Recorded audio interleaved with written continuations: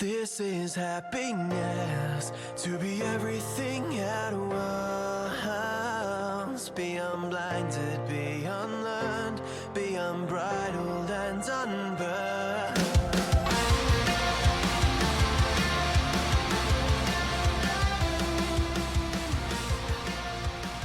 Hey everyone, and welcome back to a brand new episode of Mood Prep. My name is Dave Nixon, and today we're continuing on with old mate Joe Rogan, 10 Rules for Life. We've already covered off Be the Hero of Your Movie, Fuck Your Excuses. Today we're talking about working towards a goal. So number 3, work towards a goal, which sounds, I suppose, somewhat almost self-explanatory, but in another way it really isn't as well, because I suppose it's so easy to have vague goals, right? Or the goals are in my head, I don't need to write them down, and you know, that's fine. But studies and also, I suppose, reporting from what we would deem to be successful people would constantly have written down their goals. Now, it's not about just, I think the whole writing down your goals can come off as corny sometimes, or kind of wanky or something, but I think the key thing there is that what it is simply setting a direction. Like we do it when we go, I need to go to the shops to get some milk. I'm going to write a list of things I need to do. That's literally goal setting, right? I've got things to do today. It's like, yes, that's goal setting, basically.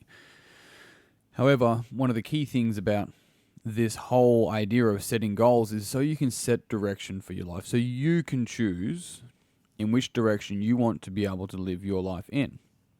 Now, a couple of things to sort of pay attention to goals is that it doesn't mean that you have to 100% like live by that goal until you die. Goals can change because you change, and things that you want can change. In fact, more often than not, if we like, I've wanted this since I was a little girl or little boy, more often than not, that's often from like a parental thing. And we're still seeking what we think that will give us when we were an 8 or 10-year-old boy and girl. 8 or 10.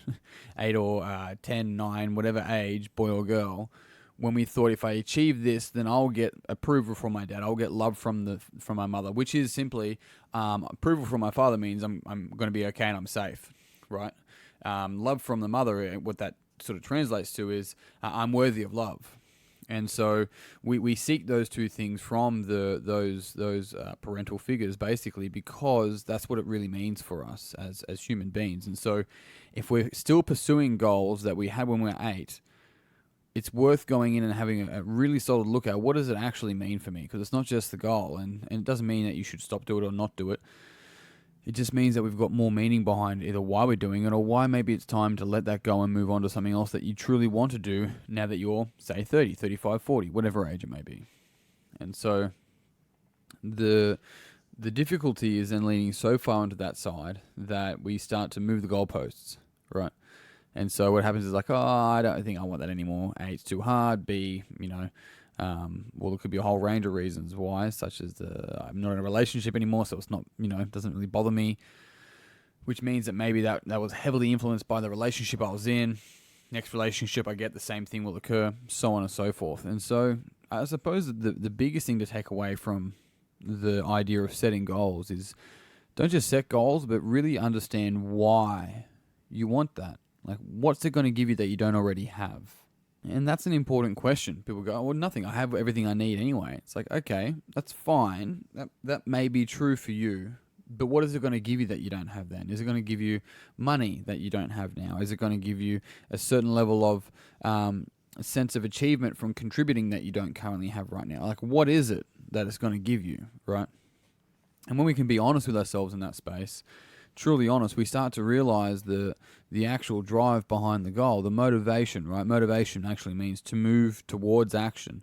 So that's where people are like, oh, I'm not motivated. As if I had someone recently say, I'm not motivated, and it was pointing at this conversation I had with somebody. It's like, I'm just not motivated after that. It's like, it's fucking, you're letting external circumstances deem whether you're motivated or not motivated. It's got nothing to do with motivation. You just don't want it. You don't want it enough, and that's fine. Just be honest in that space that you don't want it enough. Right? Because it's no one's, let's get this straight. It's nobody's fucking job to motivate you. No one's job to motivate you.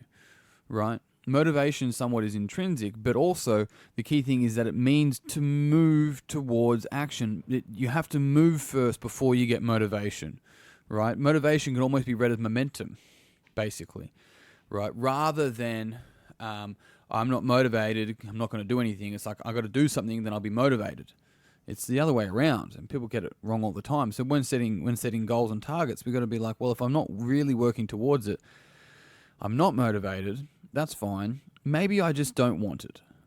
And that's okay as well. Maybe you're doing it for somebody else, and you don't want it, they want it, but you want them to be okay with you, or whatever the case might be, and so that's why you want it. So you don't really want it, you just want them to be okay with you. You couldn't give a fuck what that vehicle was, but this is the vehicle, right? Interesting sort of stuff. So I guess in that circumstance, it's really stepping back and looking at this goal and being, clear about what it is that you want to achieve.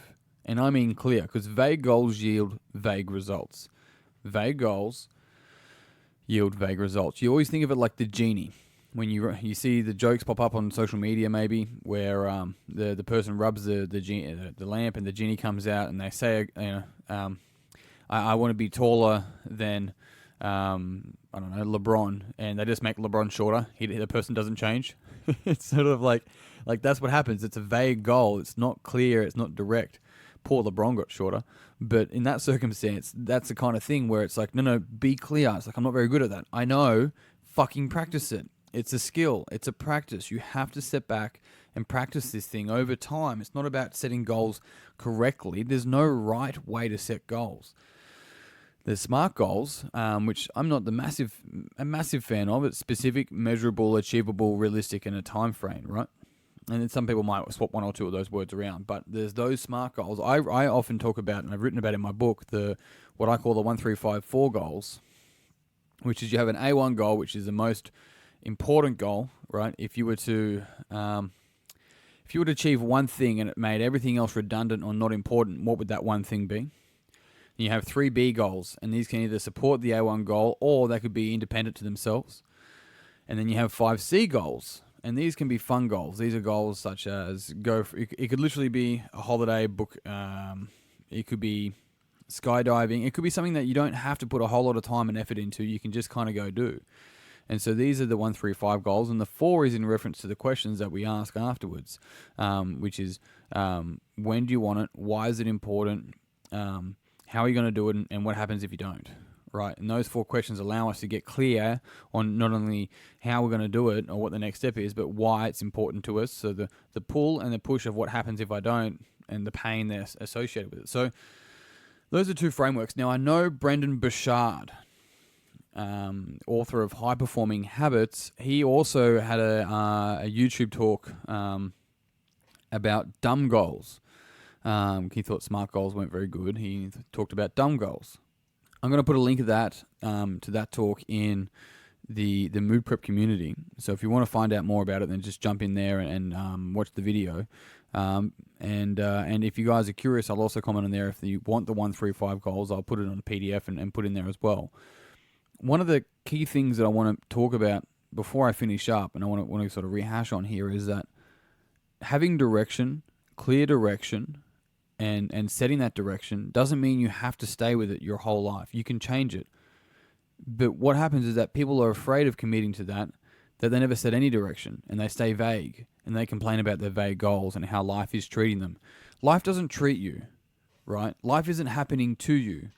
Life is happening for you. And the difference is these things aren't happening to you. Why does this happen to me? Is always asked after something painful happens, not after something good happens, right?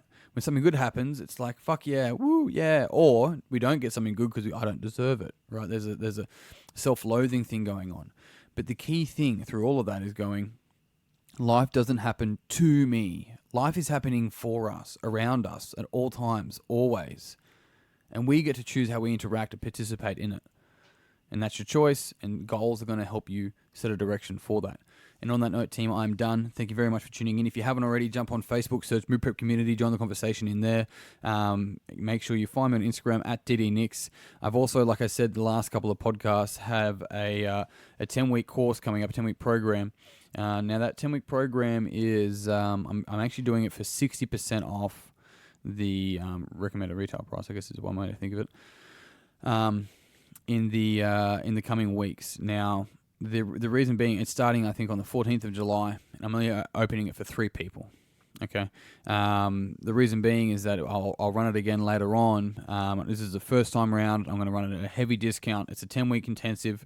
There's a 3-hour direction session where we actually sit down and go through all your goals as well, and we get clear about that. From there, we have fortnightly webinar lessons on personality types, stages of consciousness, levels of awareness, archetype shadows and self-actualization, and thinking patterns.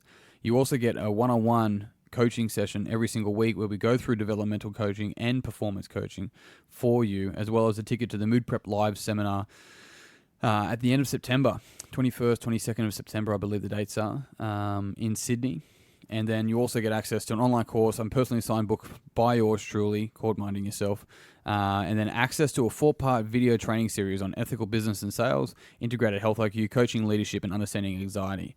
So there's a lot associated with that as well. If you want to find out more, please get in touch with me either on Instagram or on Facebook. There's a couple of spots that are already pretty much gone, so there's 1 to 2 spots left basically, and it starts on the 14th of July. So if you're ready to go through and really, I suppose, one way to put it is to slay some dragons, to look within, then this program is probably going to be for you. But you need to make sure you get in touch with me so we can have a chat about it. So either find me on Instagram at DDNix, join the conversation in the Mood Prep community on Facebook.